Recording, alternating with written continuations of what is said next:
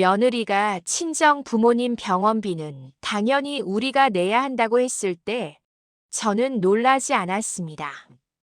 정작 제가 쓰러져 응급실에 실려갔을 때 며느리는 해외여행 중이었거든요. 돌아와서 미리 말씀하시지 그러셨냐고 했죠.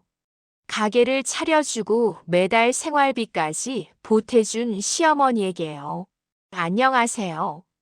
인생의 단면을 함께 들여다보는 시간, 인생이야기 채널입니다. 오늘도 누군가의 삶 속에서 우리가 마주할 수 있는 이야기를 들려드리겠습니다.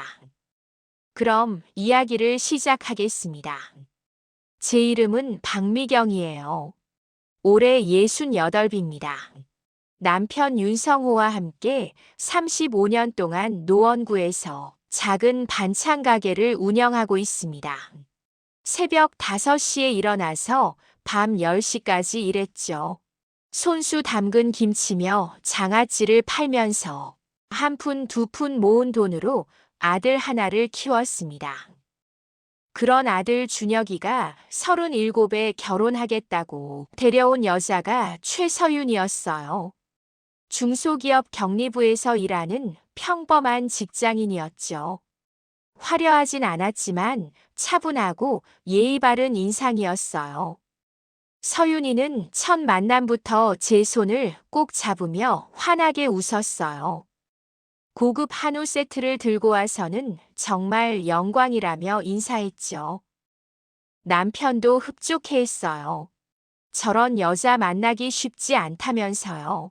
결혼 준비 과정도 순조로웠어요. 서윤이는 예단도 거창하게 챙기지 말라고 했고 혼수도 적당히 하겠다고 했죠. 전 주변 사람들한테 자랑스럽게 말했어요.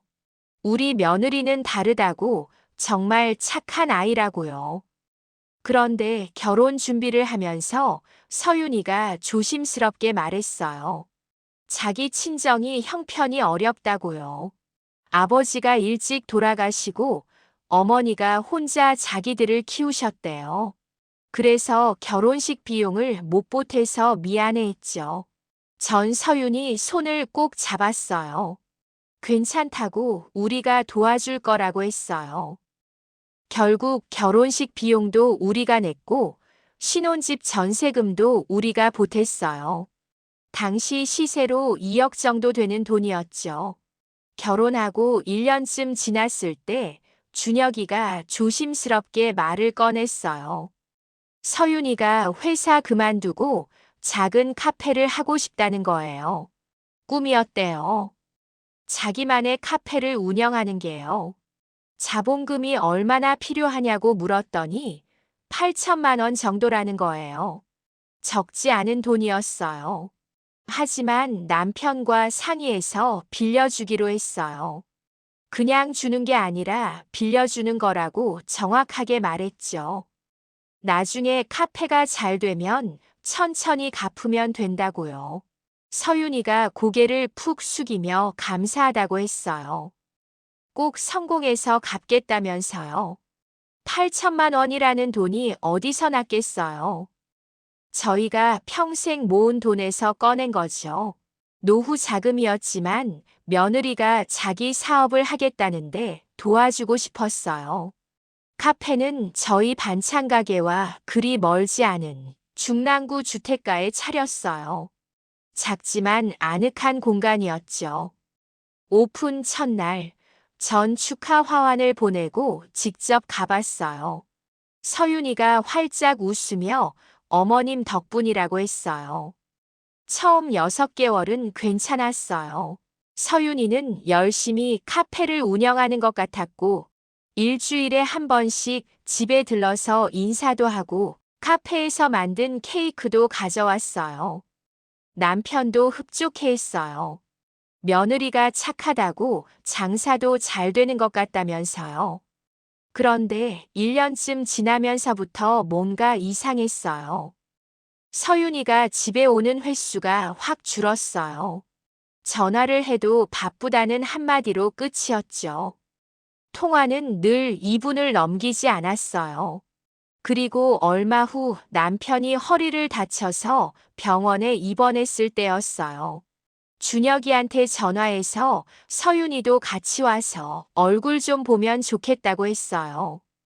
준혁이는 서윤이가 카페 일이 바빠서 주말에 같이 오겠다고 했죠. 하지만 주말이 돼도 서윤이는 오지 않았어요. 아들 준혁이만 잠깐 왔다 갔어요. 퇴원하고 한 달쯤 지났을 때 또 이상한 일이 있었어요. 저희 반찬 가게 단골 손님이 물었거든요. 며느리가 카페 한다면서요. 요즘 영업을 제대로 안 하는 것 같던데. 지나가다 보니까 한낮인데도 문이 닫혀 있다는 거예요. 불안한 마음에 직접 카페에 가봤어요. 평일 낮 2시쯤이었는데 정말로 문이 닫혀 있었어요. 유리창으로 안을 들여다보니 텅 비어 있었죠. 서윤이한테 전화해서 카페 영업을 왜 안 하냐고 물었어요. 요즘 장사가 안 돼서 영업시간을 줄였다는 거예요. 그러면서 죄송하다고만 했죠. 뭔가 석연치 않았지만 그냥 넘어갔어요. 그때까지만 해도 서윤이를 믿었거든요. 그해 여름, 제가 갑자기 쓰러졌어요. 새벽에 가게 오픈 준비를 하다가 어지러워서 쓰러진 거예요.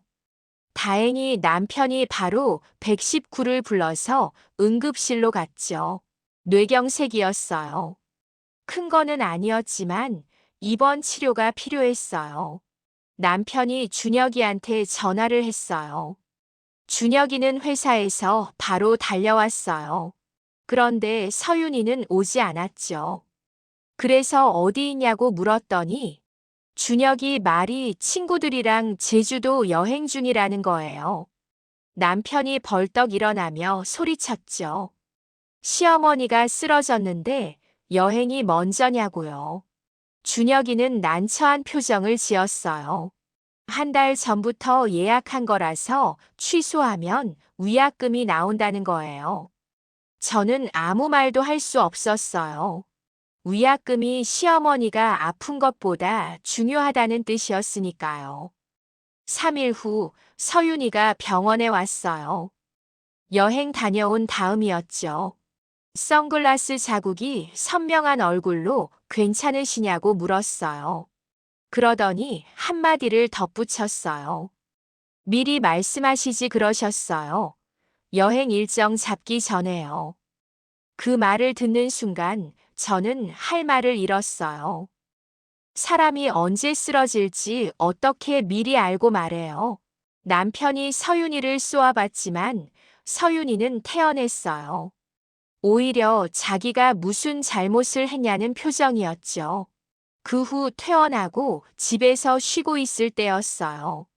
준혁이가 조심스럽게 말을 꺼냈어요. 서윤이 친정 어머니가 많이 편찮으시대요. 당뇨 합병증이 심해서 병원비가 많이 나온다고요. 불길한 예감이 들었어요.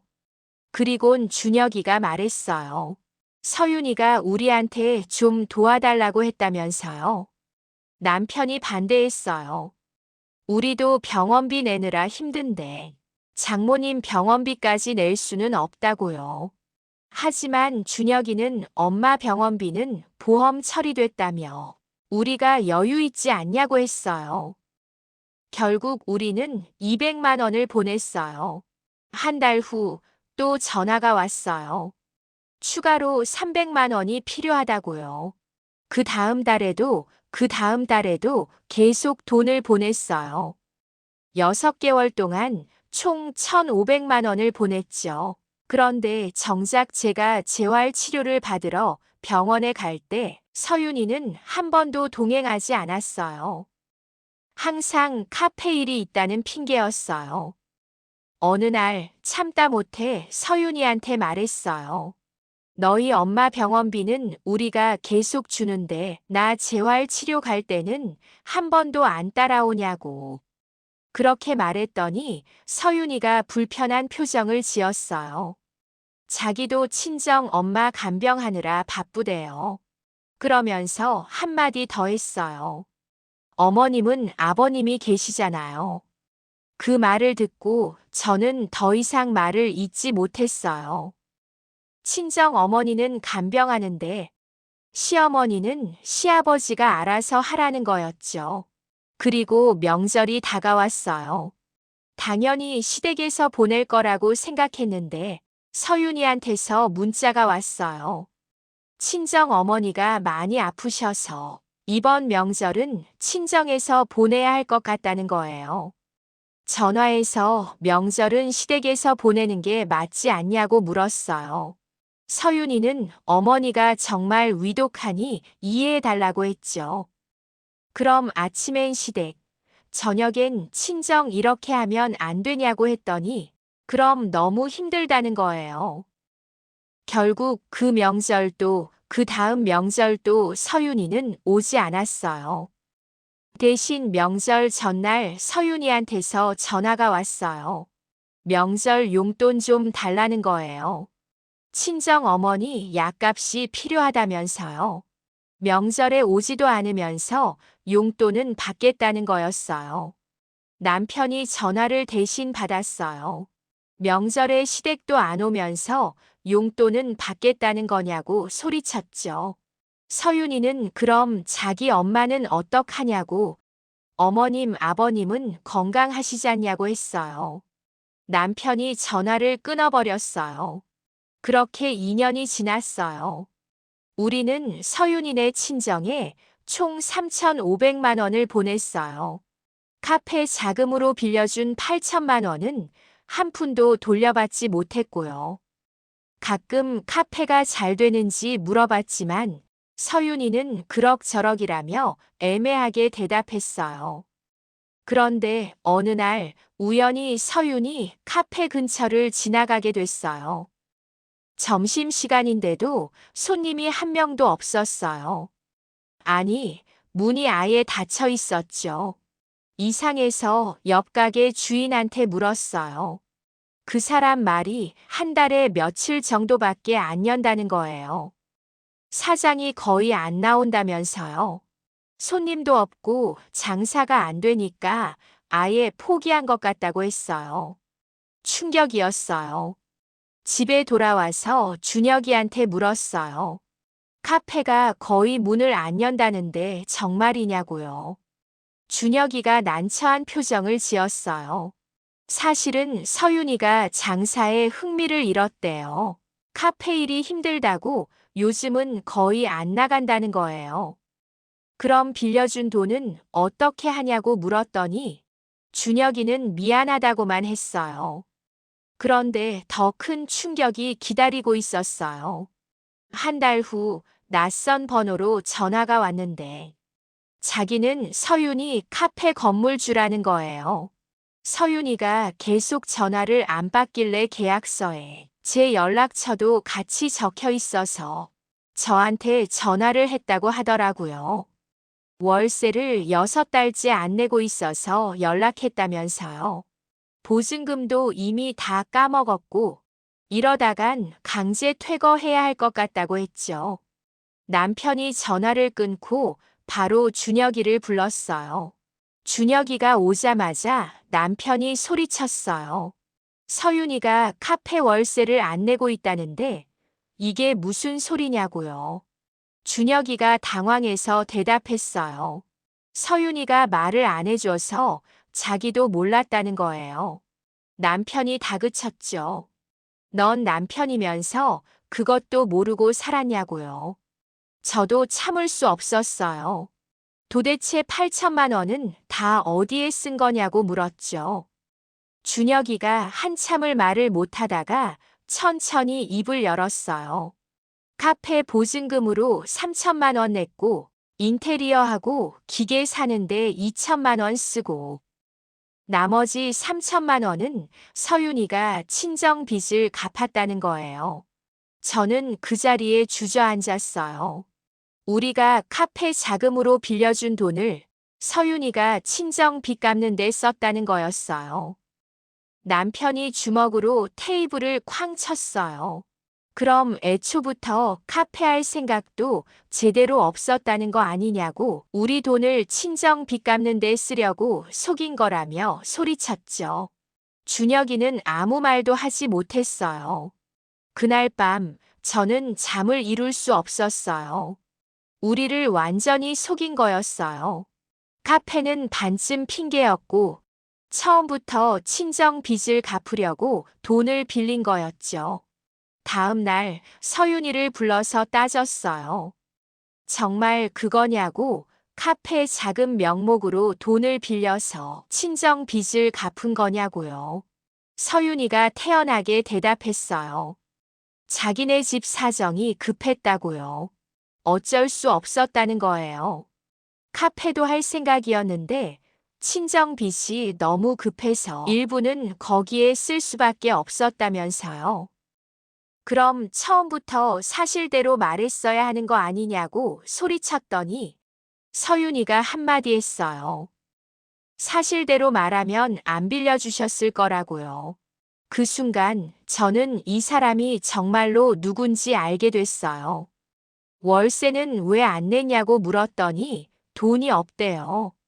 친정 어머니 병원비 나가면 남는 게 없다는 거예요. 카페는 어떻게 할 거냐고 물었더니 정리하려고 한다는 거예요. 어차피 장사도 안 되고 보증금도 다 날아갔다면서요. 저는 더 이상 참을 수가 없었어요. 빌린 돈 갚으라고 했죠. 서윤이가 비웃듯 웃었어요. 그게 지금 가능하냐는 거예요. 자기한테 그런 돈이 어디 있냐면서요. 그럼 분할로라도 갚아야 하는 거 아니냐고 했더니 분할도 힘들대요. 친정 어머니 병원비만 해도 힘들다면서요. 제 목소리가 커졌어요. 그럼 너희 엄마 병원비는 계속 우리가 내고 빌려준 돈은 안 갚겠다는 거냐고요. 서윤이가 차갑게 말했어요. 솔직히 자기는 친정 엄마가 우선이래요. 죄송하지만 지금은 빚 갚을 형편이 안 된다는 거예요. 남편이 소리쳤어요. 이게 사람이 할 소리냐고요. 그러자 서윤이는 가방을 들고 나가버렸어요. 그 후로 상황은 더 악화됐어요. 준혁이와 서윤이는 자주 싸웠어요. 돈 문제 때문이었죠. 카페는 결국 완전히 문을 닫았고 밀린 월세 때문에 보증금 3천만 원도 다 날아갔어요. 서윤이는 다시 직장을 구하려 했지만 쉽지 않았대요. 대신 서윤이한테서 전화는 계속 왔어요. 이번 달 생활비가 부족하다는 거, 친정 어머니 약값이 필요하다는 거, 매번 돈을 달라는 전화였어요. 어느 날 저는 단호하게 말했어요. 이제 더 이상은 못 도와준다고요. 우리도 한계가 있다고요. 서윤이가 그럼 자기들은 어떻게 사냐고 물었어요. 너희가 벌어서 살아야 하는 거 아니냐고 했더니 어머님이 너무하신다는 거예요.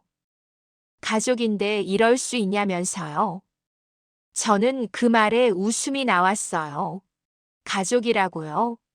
시어머니가 쓰러졌을 때 여행 간 사람이 가족 타령을 하는 거예요. 서윤이는 전화를 끊어버렸어요. 한 달 후 준혁이가 우울한 얼굴로 집에 왔어요. 서윤이가 이혼하자고 한대요. 돈도 없고 미래도 안 보인다면서요. 자기 인생 망쳤다고 했답니다. 저는 할 말을 잃었어요. 결국 준혁이와 서윤이는 이혼 절차를 밟기 시작했어요. 이혼 조정 과정에서 서윤이는 위자료를 요구했어요. 준혁이 부모가 부유하니까 2천만 원 달라는 거예요. 준혁이가 거절했죠. 우리 부모님이 너네 친정에 얼마를 쏟아부었는데 위자료까지 내냐고요. 서윤이는 그건 자발적으로 준 거라며 법적으로 돌려줘야 할 의무는 없다고 했어요. 결국 위자료 문제로 이혼이 길어졌어요. 조정 과정에서 우리가 서윤이 집에 보낸 돈 내역을 모두 제출했어요. 카페 자금으로 빌려준 돈 8천만 원, 친정어머니 병원비로 보낸 돈 3,500만 원, 생활비 지원으로 보낸 돈 2천만 원. 총 1억 3,500만 원이었어요. 조정위원도 놀랐어요. 이 정도면 시댁에서 상당히 지원을 해준 거라고 하더라고요. 그래도 서윤이는 여전히 태연했어요. 법적으로 돌려줘야 할 의무는 없다는 거예요. 그러나 결국 위자료 없이 이혼이 성립됐어요. 준혁이는 완전히 무너졌어요. 일도 그만두고 집에만 있으면서 아무것도 하지 않았죠. 자기가 왜 이렇게 됐는지 모르겠다면서요. 저와 남편은 깊은 좌절감에 빠졌어요. 1억이 넘는 돈을 쏟아부었지만 돌아온 건 배신뿐이었어요. 남편이 말했어요. 우리가 사람을 잘못 봤다고요. 저도 그렇다고 대답했죠. 정말 잘못 봤다고요. 그때였어요. 더 큰 충격이 찾아왔어요. 서윤이 친정 어머니가 돌아가셨다는 소식이었어요. 장례식장에 갈까 말까 고민했지만 결국 가지 않기로 했어요. 그런데 장례식이 끝나고 며칠 후 서윤이한테서 전화가 왔어요. 장례식에 왜 안 오셨냐는 거예요. 그동안 자기 어머니 병원비 내주셨으면 당연히 오실 줄 알았다면서요. 저는 더 이상 참을 수 없었어요. 내가 쓰러졌을 때 너는 여행 갔다고 그런 사람이 나보고 장례식 오라고 하냐고 했죠. 서윤이는 그때는 어쩔 수 없었다고 했어요. 저도 어쩔 수 없었다고 대답하고 전화를 끊었어요. 그리고 눈물을 흘렸어요. 이게 정말 현실인가 싶었어요. 이혼 후 1년이 지났어요. 준혁이는 조금씩 회복되고 있었어요. 다시 작은 회사에 취직했고 우리와 함께 살기 시작했죠. 어느 날 저녁 세 식구가 식탁에 앉아 있었어요. 준혁이가 조심스럽게 말을 꺼냈어요. 자기가 서윤이를 잘못 봐서 부모님한테 큰 피해를 끼쳤다며 정말 미안하다고요. 남편이 아들의 어깨를 두드렸어요. 이제 와서 그런 얘기하지 말라고 우리도 잘못 봤다면서요. 저는 준혁이 손을 꼭 잡았어요. 이제 다 잊자고. 너가 건강하게 살아주는 게 우리한테는 제일 중요하다고요. 그날 밤 남편과 단둘이 앉아서 이야기를 나눴어요. 그 돈이 아까운 게 아니라 사람을 잘못 믿은 게 너무 억울하다고 했더니 남편도 그렇다면서 하지만 지나간 일이라고 했어요. 다음 날 저는 우연히 동네 복지관 앞을 지나가게 됐어요. 게시판에 공고가 붙어 있었어요. 결식 아동 지원 후원자를 모집한다는 거였죠. 그 공고를 보는 순간 뭔가 마음이 움직였어요. 집에 돌아와서 남편한테 말했어요. 우리 후원 한번 해볼까 하고요. 남편이 잠시 생각하더니 고개를 끄덕였어요. 그래, 해보자고요. 우리가 돈을 잘못된 데 썼으니 이제는 제대로 된 데 쓰는 게 좋겠다면서요. 우리는 매달 50만 원씩 후원하기로 했어요. 6개월쯤 지났을 때 복지관에서 연락이 왔어요. 아이들이 감사 편지를 썼다는 거예요. 편지를 받아봤어요. 어린 글씨로 삐뚤빠뚤 쓴 편지였어요. 할머니, 할아버지 덕분에 따뜻한 밥을 먹을 수 있어서 정말 감사해요. 할머니, 할아버지 사랑해요.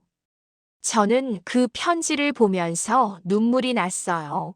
서윤이한테 1억이 넘는 돈을 쏟아부었을 때 진심 어린 감사는 단 한 번도 받지 못했어요. 하지만 이 아이들은 작은 도움에도 이렇게 진심으로 감사했죠. 남편도 편지를 보고 눈시울을 붉혔어요. 우리 잘하고 있는 거 맞냐고 물었고 저는 그렇다고 대답했어요. 우리 정말 잘하고 있다고요. 1년 후 복지관에서 후원자 감사 행사를 열었어요. 우리가 후원하는 아이들을 직접 만날 수 있었죠.